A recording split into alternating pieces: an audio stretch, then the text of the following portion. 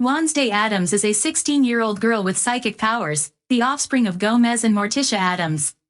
Her name is actually Mary Wednesday Addams. She adorns her black hair with double braids, loves the color black, and has a fascination with all things mystical.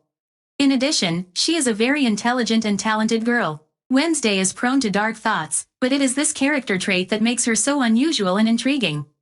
Wednesday is very fond of dark and creepy stories. She is always on the lookout for something mysterious and unusual. What kind of stories do you like? Perhaps you have your own favorite mystery tale? Wednesday is not only mysterious, but she is also a smart girl. She loves to read and expand her knowledge. By the way, remember that education is vital, my friends. Don't neglect learning and development. Among the fascinating characters in the Wednesday series is Han-Thing, a favorite member of the Addams family and Wednesday's close companion. Han-Thing belongs to an unidentified being with supernatural powers. It has pale skin, long black fingernails with sharp claws, and the ability to move through the air and penetrate walls. It also has the ability to enter the mind and foresee the future.